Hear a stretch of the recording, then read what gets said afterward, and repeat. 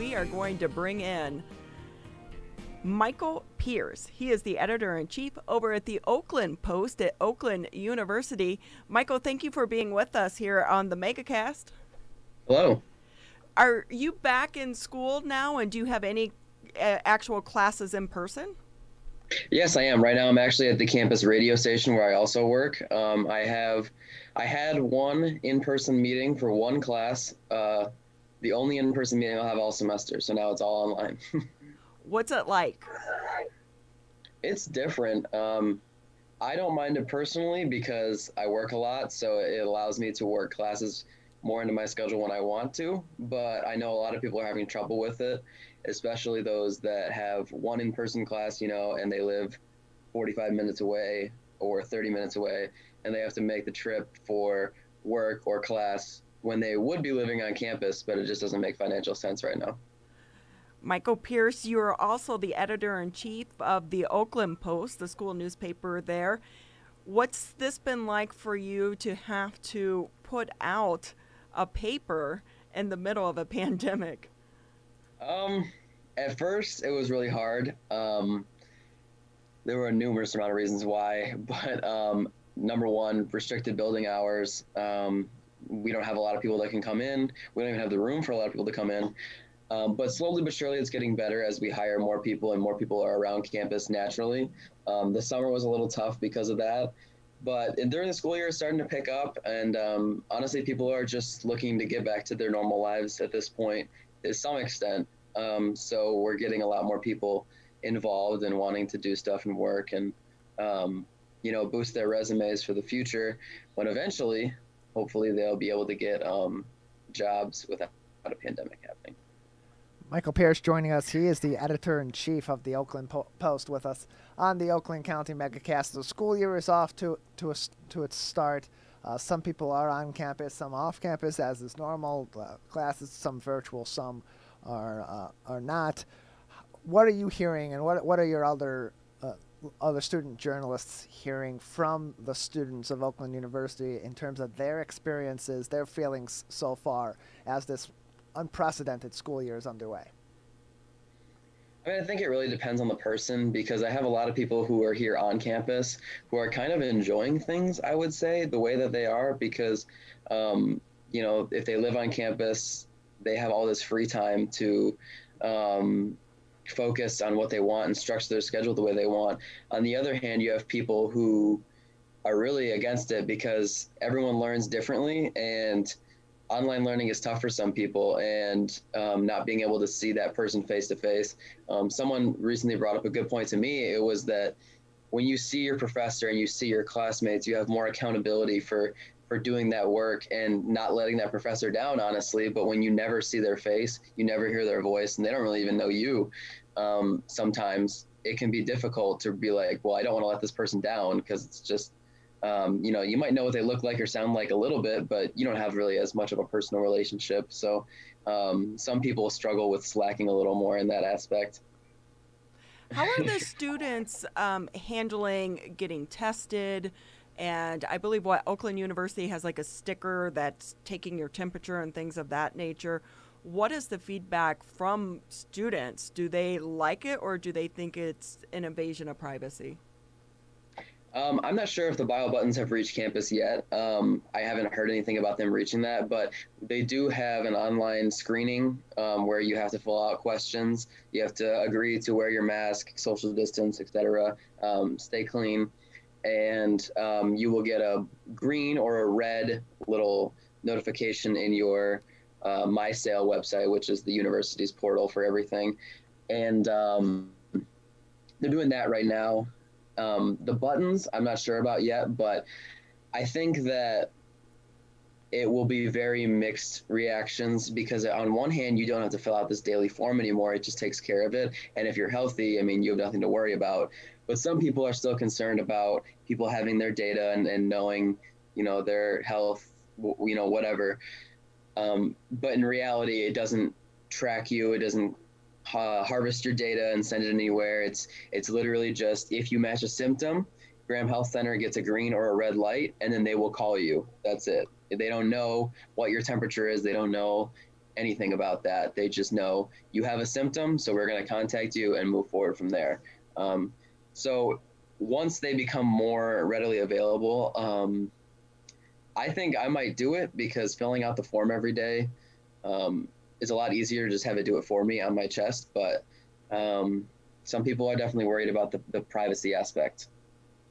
One thing about journalism is it typically requires you to interact with other people. How have you had to make an adjustment in being the editor of the paper and trying to navigate this new world? See, I mean, I feel like it leaves us less room to put things off, and we really need to stay on top of things because there's inevitably that lag of, texting, emailing someone, asking to talk to them, and then setting up a time, and then interviewing them, recording it, transcribing it, everything like that. It just adds more steps to the process. So what I found that works really well for me is just at the very beginning of the week, planning everything out as much as I can and making those arrangements as fast as I can so that I have enough time to really get the most out of it. And as an editor, I have a lot of people working remotely. So inevitably we run into technical difficulties. Some people have different versions of Adobe Suite than others. They don't have these fonts, etc. So it's like, it adds a little bit more time in terms of sending things digitally from different locations and then having these issues and having to troubleshoot them. Michael Pearce with us on the Oakland County MegaCast joining us today. He is the editor-in-chief of the Oakland Post, which is the student newspaper over at Oakland University.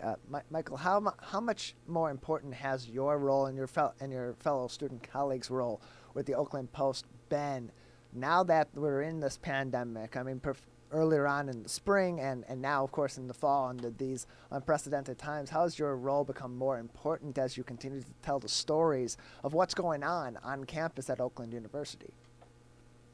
I think in the spring, the previous staff, of which I was still on, but I had a lesser role, did a great job of getting fast, accurate news out, and they really informed a lot of people that we're just looking for answers. And now I think that there's less breaking news every second.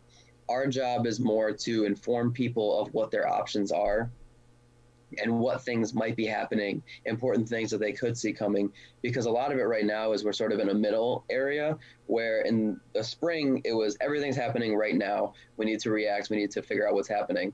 Now we're in a middle area of things might happen. So we need to figure out what might happen and how that might affect students.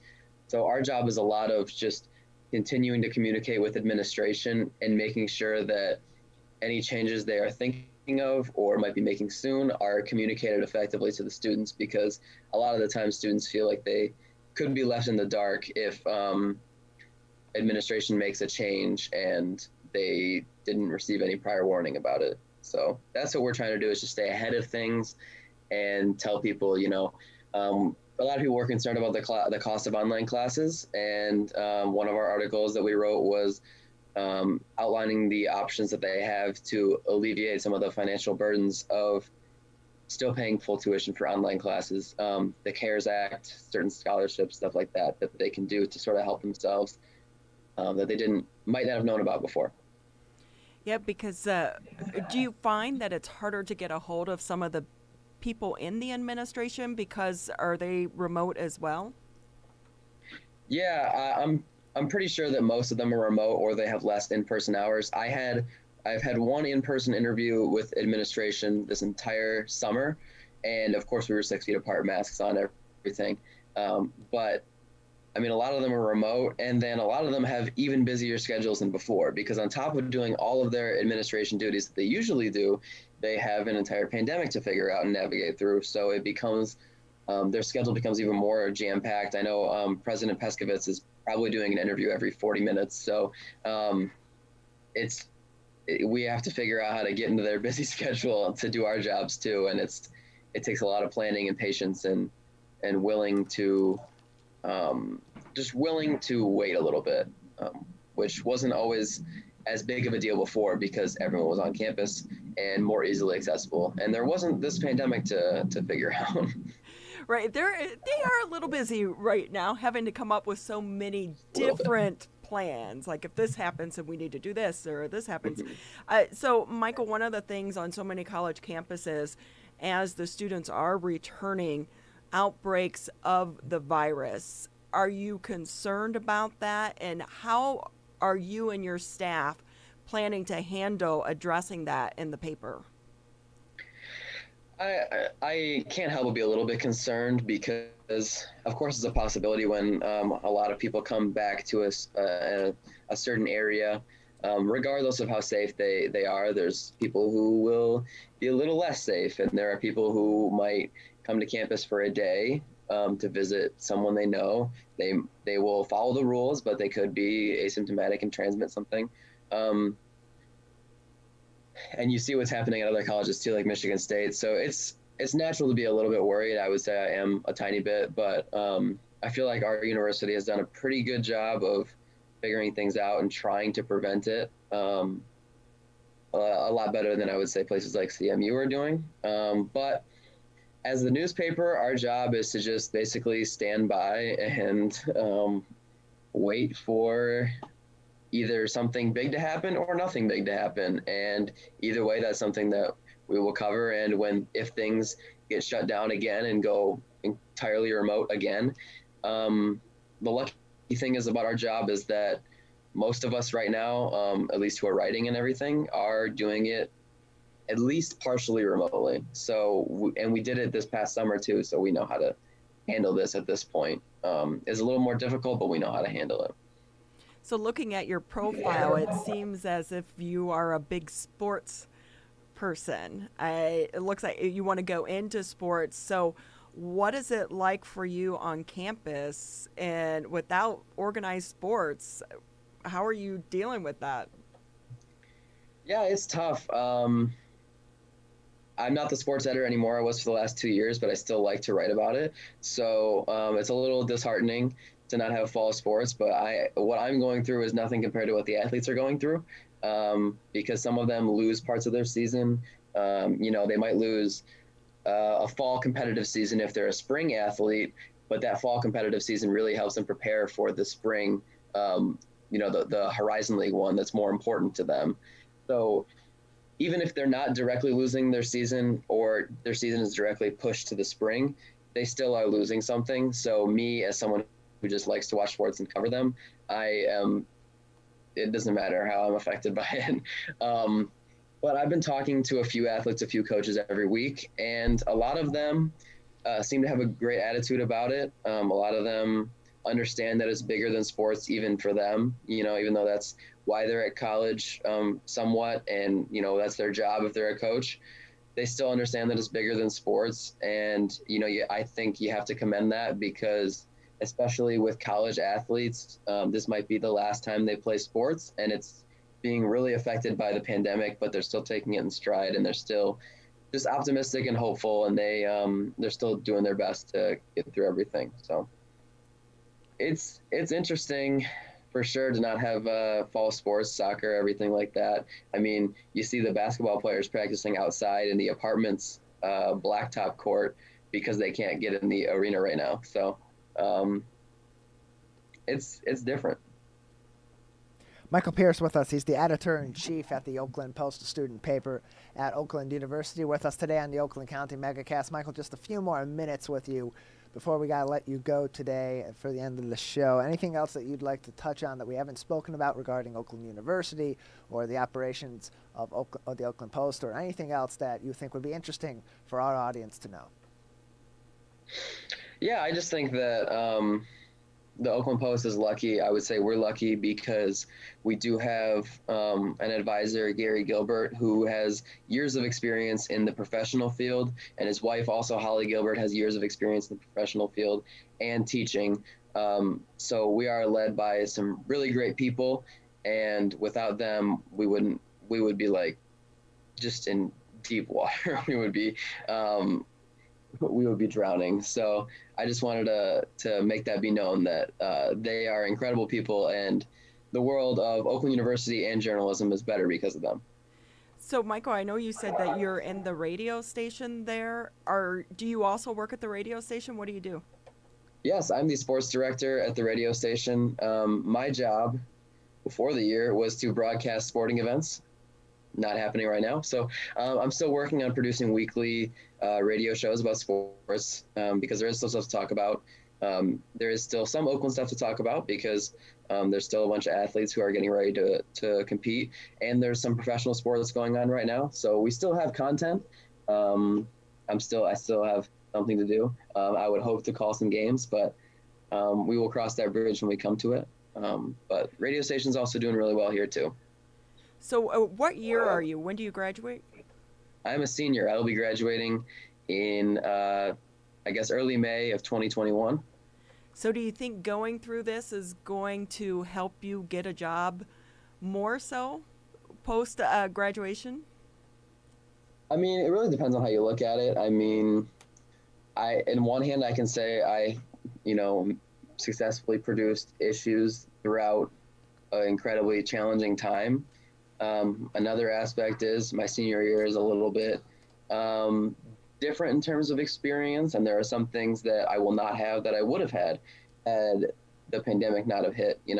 I would be broadcasting more games on the radio or on social media and everything. So that's stuff that I sort of lose out on, but I feel like in the end it is a net positive to have worked through this, because it's a lot of adversity. It's a lot of just having strong communication skills, and even though it might take some things away from my experience, overall it's a net positive because I gained that adversity experience and I'm still alive and breathing today. So I can't be too upset about it. I can't think of it too much as a negative.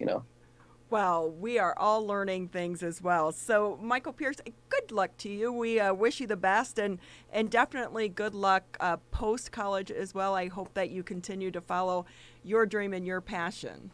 Mm-hmm. Thank you very much. I appreciate it.